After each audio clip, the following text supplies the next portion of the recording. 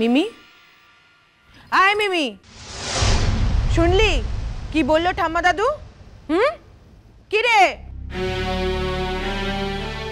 না না, এখন তো চুপ করে দাঁড়িয়ে থাকলে মানবো না আমি।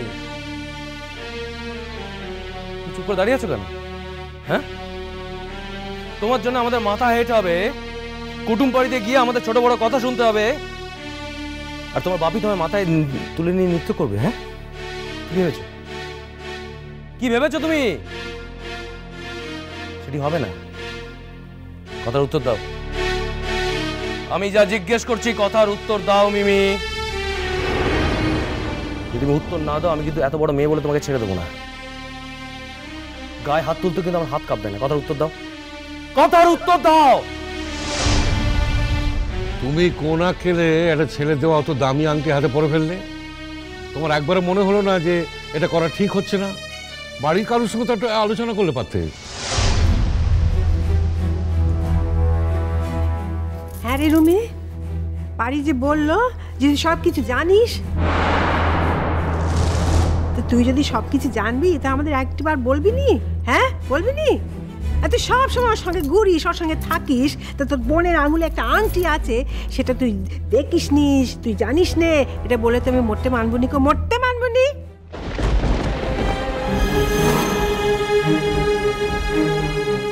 কিরে কিরে রুমি, বোনের কাছে ভালো সেজেছিস না রে? হ্যাঁ, আমি তো তোকে একটু অন্য নজরে দেখতাম রে। হ্যাঁ,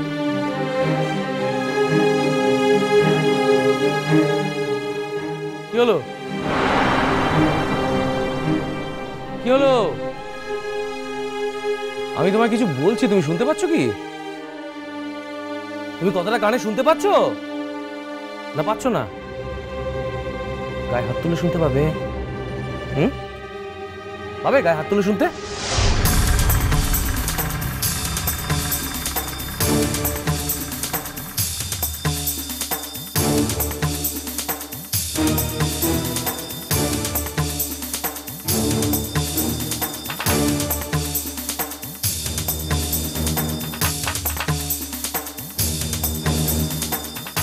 ভালোই তো হয়, জুডোর সঙ্গে একটু কেচ্ছা কেলেঙ্কারি হলে রাঙাপিসির শ্বশুর বাড়িতে থাকাটা অন্তত একটু ঝামেলার তো হয়। এই তো শুনছি জুডোর মা নাকি দাদু ঠাম্মাদের যা নয় তাই কথা শুনিয়েছে। তার মানে রাঙাপিসির কপালেও যথেষ্ট হেনস্থা আছে। ছেড়ে দেবে নাকি জুডোর মা? তার একমাত্র ছেলে, তাও আবার ডাক্তার, বিলেতে যাচ্ছে। এই কেলেন্দির আছেটা কি? না আছে রূপ, না আছে গুণ। কি দেখে যে মন মজলো জুডোর কে জানে। না না, মন টন কিচ্ছু মজেনি, টাইম পাস। বিলেত থেকে এসে থোড়ি মনে রাখে ওর কথা। তাই যদি হবে তাহলে এখন আমি ওদের দিকেই থাকি। বেশ একটা ঘোট পাকুক না। রাঙাপিসি তো কম জ্বালাচ্ছে না আমাকে, আর কম অপমানও কিছু করেন। যেটুকু যেদিক দিয়ে শোধ দেওয়া যায়। দাঁড়িয়ে আছে দেখো, দাঁড়িয়ে আছে দেখো, ঠ্যাটার মতো দাঁড়িয়ে আছে। আই কই আংটি কই? কোথায় আংটি? দেখা দেখা আংটি কই? তুমি কি ভেবেছো বলো তো? না মা দাঁড়াও, দাঁড়াও মা, দাঁড়াও। কি ভেবেছো তুমি? হ্যাঁ, তোমার সঙ্গে আমরা ইয়ার্কি মারছি, ঠাট্টা করছি তোমার সঙ্গে। তোমাকে আংটিটা দেখাতে বলা হচ্ছে, দেখাতে পাচ্ছ না? কানে শুনতে পাচ্ছ না তুমি? তোমায় আংটিটা দেখাতে বলা হচ্ছে, দেখো। মিমি, জুডো যত বড় ভরসায় বিয়ে থাকুক না কেন, ওর মার যে বিয়েতে মত নেই সেটা জানার পর তো তোমার আংটিটা ফেরত দিয়ে দেওয়া উচিত ছিল। ফেরত দিয়ে দাও। ছি ছি ছি ছি ছি ছি, মিমি তোর কি কোনো জিনিসের অভাব আছে? পরের ছেলের দেওয়া একটা আংটি পরে ঘুরে বেড়াচ্ছিস। জুডোর মা কি ভাবলো? কি ভাবলো? কি জুডোর মা ভাবলো তুই একটা লোভী মেয়ে, লোভী। খোলো খোলো, আংটিটা খোলো বলছি, বুঝতে পারছো না? তুমি আজই আংটিটা ফেরত দেওয়ার ব্যবস্থা করো। ওদের ছেলের দাম থাকতে পারে, আমার মেয়ে কি ফেলনা নাকি? হ্যাঁ, ওদের কি ধারণা জুডো ছাড়া ভালো পাত্র আমার মেয়ের জন্য জুটবে না? ওর থেকে 1000 গুণ ভালো পাত্রের সঙ্গে বিয়ে দিয়ে আমি দেখিয়ে দেবো ওদের আমার মেয়েও কতটা দামি। এত বড় বড় কথা শোনাবে ওরা, দিনের পর দিন এত বড় সাহস। তোমাকে তো আংটিটা খুলতে বলছে, আংটিটা খোলো না। খোলো খোলো আংটিটা খোলো। বাপি কি বাপি? কি কি কি বাপি? কি বলতে চাইছো তুমি বলো? আংটিটা খোলো, আংটিটা খোলো। বাপি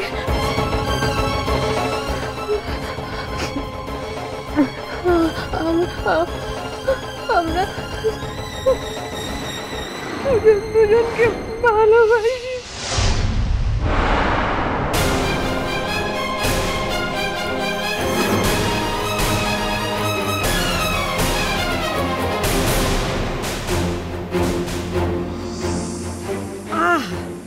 কত মেয়েটার কথা শোনো, আমরা দুজন দুজনকে ভালোবাসি, যেন সিনেমার ডায়লগ শোনাচ্ছে। ওই ছেলে যে বিলেতে গিয়ে পড়লেই ওকে ভুলে যাবে সে কথা ভাবছে না। আরে বাবা, আংটিটা একটি ইনভেস্টমেন্ট। এটুকু ইনভেস্টমেন্ট করে যদি একটা মেয়ের সঙ্গে বেশ খানিকটা ফষ্টি নষ্টি করা যায়, তাহলে তার সুযোগ ছাড়ে কে?